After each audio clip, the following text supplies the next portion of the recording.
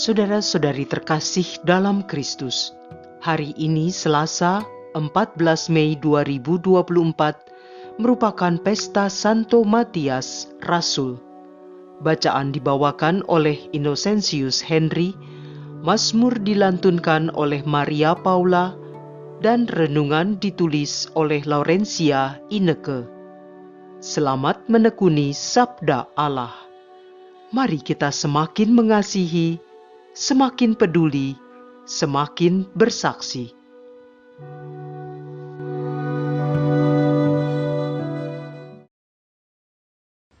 Dalam nama Bapa dan Putra dan Roh Kudus. Amin. Terpujilah Allah yang kudus. Terpujilah Allah atas segala kasih dan kebaikan-Mu. Terpujilah Tuhan, karena Engkau selalu mengampuni kesalahan kami dan memberi kami kesempatan untuk memperbaiki kesalahan yang telah kami perbuat. Terpujilah Tuhan yang senantiasa membawa kami selalu ada dalam kasih-Mu dan menginginkan keselamatan bagi hidup kami. Terpujilah Allah yang Esa, yang memanggil kami untuk mendengarkan sabda kasih-Mu agar dapat menjadi penuntun hidup. Kami mohon, bantulah kami untuk mengerti sabda-Mu. Terangilah hati dan pikiran kami agar terarah padamu. Terpujilah nama-Mu ya Tuhan, kini selalu dan sepanjang segala masa. Amin. Dalam nama Bapa dan Putra dan Roh Kudus. Amin. Bacaan dari Kisah Para Rasul. Kisah Para Rasul bab 1 ayat 15 sampai dengan 17 dan ayat 20 sampai dengan 26. Pada waktu itu, berdirilah Petrus di tengah saudara-saudara yang sedang berkumpul, kira-kira 120 orang banyaknya. Ia berkata, "Hai saudara-saudara, haruslah genap nas kitab suci yang disampaikan Roh Kudus dengan perantaraan Daud tentang Yudas, pemimpin orang-orang yang menangkap Yesus itu. Dahulu ia termasuk bilangan kami dan mengambil bagian di dalam pelayanan ini. Sebab ada tertulis dalam kitab Mazmur, biarlah perkemahannya menjadi sunyi, dan biarlah tidak ada penghuni di dalamnya. Dan lagi, biarlah jabatannya diambil orang lain. Jadi harus ditambahkan kepada kami satu orang yang dipilih dari mereka, yang senantiasa datang berkumpul dengan kami, selama Tuhan Yesus bersama-sama dengan kami, yaitu mulai dari baptisan Yohanes sampai hari Yesus terangkat ke surga meninggalkan kami. Bersama kami, ia harus menjadi saksi tentang kebangkitan Yesus." Lalu mereka mengusulkan 2 orang, Yusuf yang disebut Barsabas dan yang juga bernama Justus, dan Matias. Mereka semua lalu berdoa, "Ya Tuhan, Engkaulah yang mengenal hati semua orang. Tunjukkanlah kiranya siapa yang Engkau pilih dari kedua orang ini untuk menerima jabatan pelayanan, yaitu kerasulan yang ditinggalkan Yudas, yang telah jatuh ke tempat yang wajar baginya." Lalu mereka membuang undi bagi kedua orang itu, dan yang kena undi adalah Matias. Dengan demikian, Matias ditambahkan kepada bilangan ke-11 rasul itu. Demikianlah sabda Tuhan.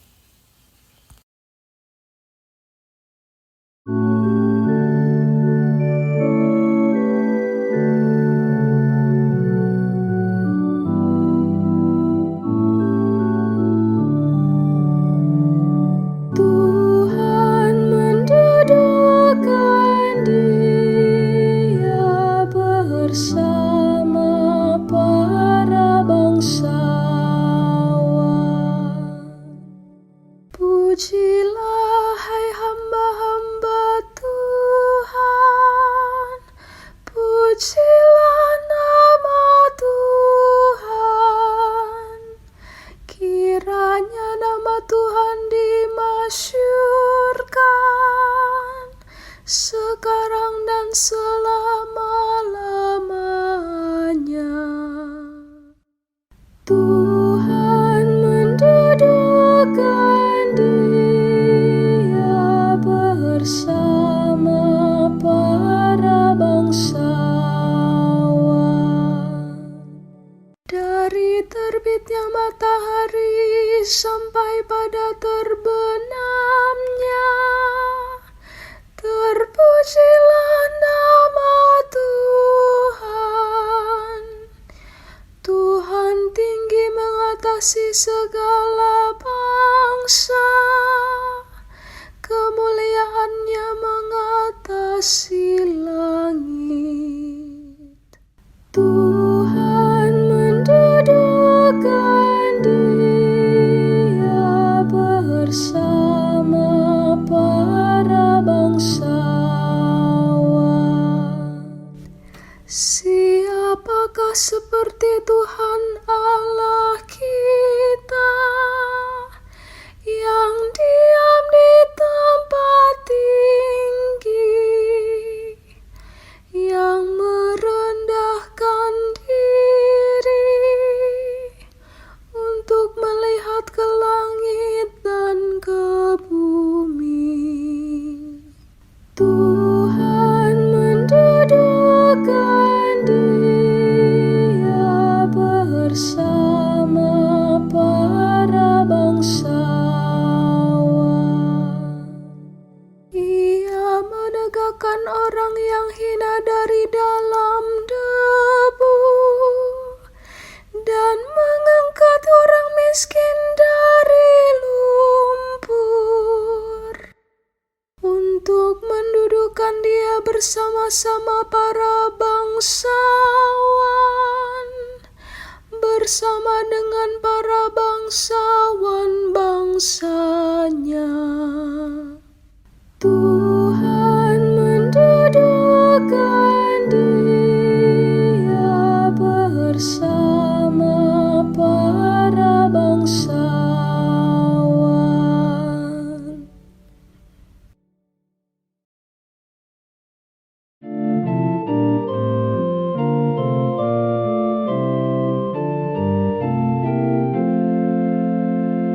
Haleluya, haleluya, haleluya. Bukan kamu yang memilih aku, tetapi akulah yang memilih kamu. Aku telah menetapkan kamu supaya pergi dan menghasilkan buah, dan buahmu itu tetap. Haleluya, haleluya, haleluya.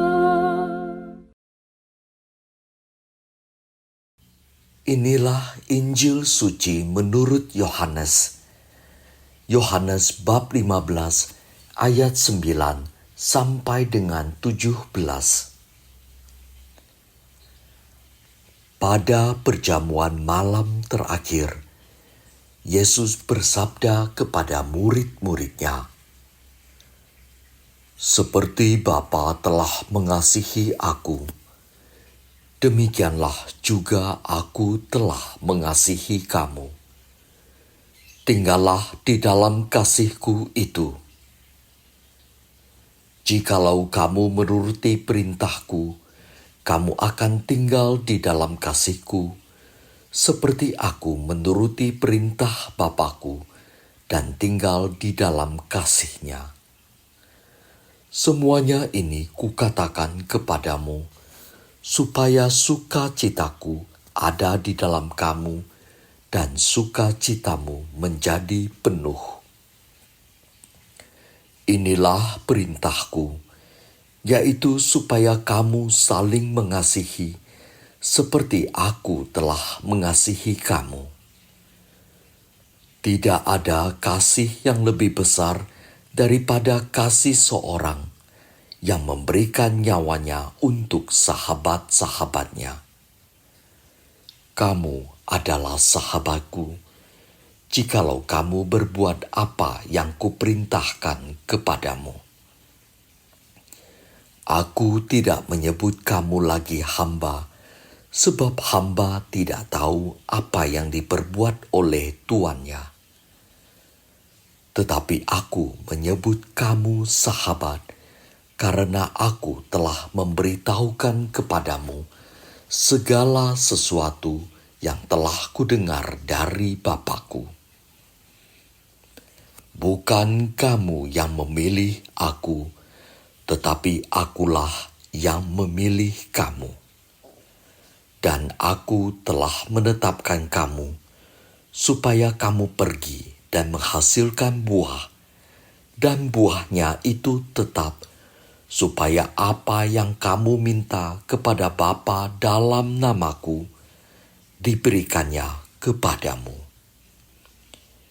Inilah perintah-Ku kepadamu. Kasihilah seorang akan yang lain. Demikianlah sabda Tuhan.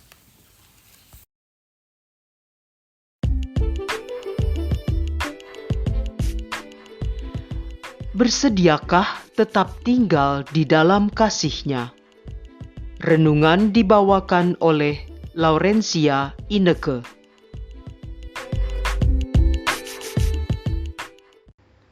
Saudara terkasih dalam Kristus, hari ini Gereja Katolik merayakan pesta Santo Matias. Santo Matias menjadi rasul menggantikan Rasul Yudas. Santo Matias menerima jabatan pelayanan menjadi saksi kebangkitannya, menjadi pewarta kabar sukacitanya. Para murid dalam kepercayaannya akan Tuhan yang mengenal hati semua orang, mereka berdoa agar Tuhanlah yang menunjukkan siapa yang akan ditambahkan ke dalam bilangan ke-11 rasul itu. Dan Tuhan memilih Matias sebagai jawaban atas doa permohonan para murid. Saudara terkasih, para murid memberikan teladan dengan bersatu hati, bersama-sama berdoa pada Tuhan, memohon pertolongan rahmat kasih Tuhan ketika dihadapkan pada permasalahan.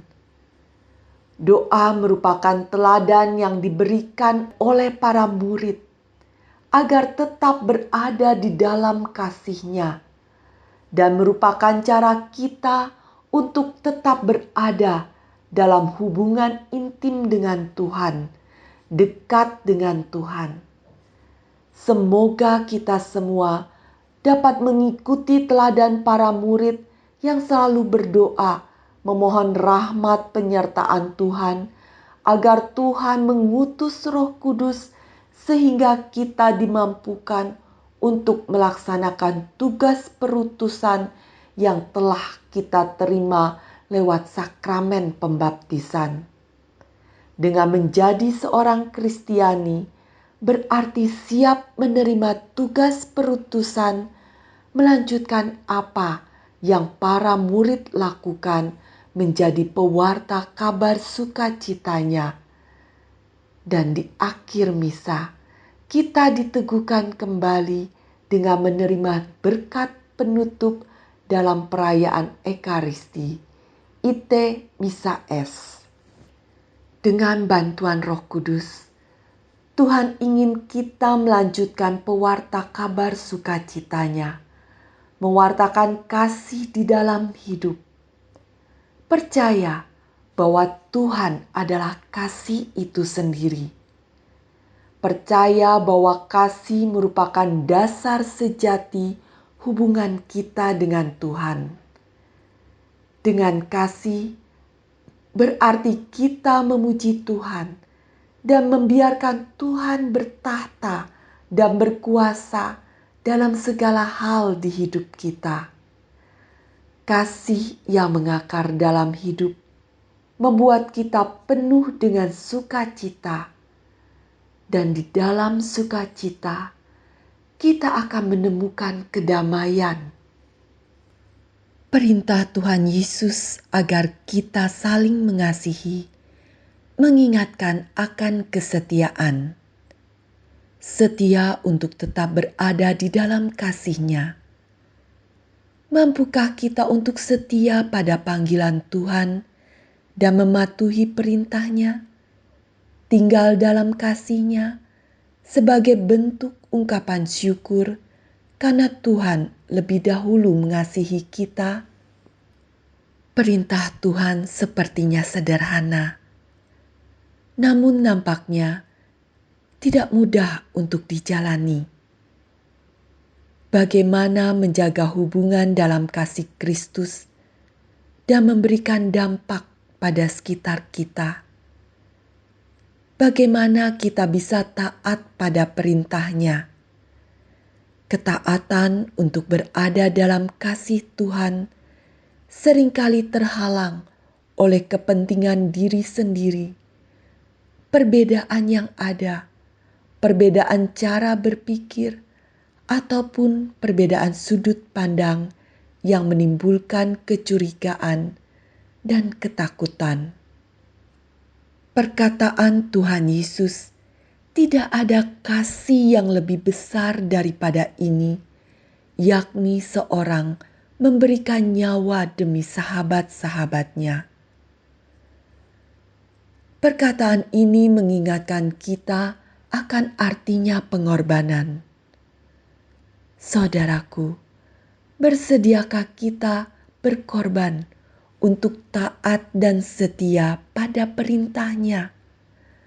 Bersediakah untuk memikirkan kepentingan orang lain di atas kepentingan diri sendiri? Bersediakah untuk berjalan bersama agar tetap berada di dalam kasih-Nya?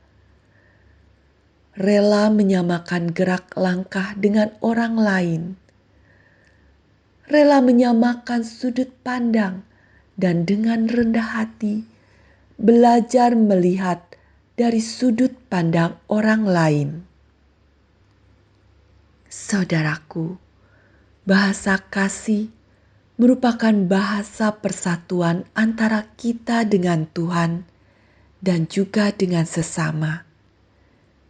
Jadi, selayaknya bahasa kasih tidak hanya untuk diucapkan saja, tapi juga untuk dilakukan. Hal ini mengingatkan kita akan solidaritas dan subsidiaritas yang merupakan arah dasar Keuskupan Agung Jakarta tahun ini. Dengan solidaritas dan subsidiaritas, kita bisa menjadi aliran berkat-Nya yang mencerminkan kehadiran Tuhan di tengah penderitaan dan kesusahan orang lain. Saudaraku, mari kita bersama untuk siap tetap berada di dalam kasih-Nya, dengan bersedia melayani, mau mendengarkan, dan dengan rendah hati melihat kebutuhan orang lain yang ada di sekitar kita, agar hidup kita berdampak bagi sesama dan bisa menghasilkan buah yang dinikmati orang lain, supaya penuhlah hidup kita dengan sukacita. Marilah berdoa. Ya Tuhan yang penuh kasih, bawalah kami untuk selalu masuk dalam pelukan tangan kasih-Mu. Ajar kami untuk selalu bersyukur kepadamu dengan mau taat dan setia akan perintah-Mu untuk tetap tinggal di dalam kasih-Mu. Karena Engkaulah kasih itu sendiri. Kami mohon rahmat-Mu ya Bapa, agar dimampukan untuk berkorban, menyamakan gerak langkah dan perbedaan yang ada, sehingga dapat berjalan bersama dengan penuh kasih bersama teman-teman seperjalanan untuk dapat melaksanakan warta kasih-Mu di dalam perjalanan hidup ini. Semoga semangat solidaritas dan subsidiaritas membawa kami tetap berada di dalam kasih-Mu. Permohonan ini kami panjatkan hanya di dalam nama Tuhan kami Yesus Kristus. Amin. Dalam nama Bapa dan Putra dan Roh Kudus. Amin.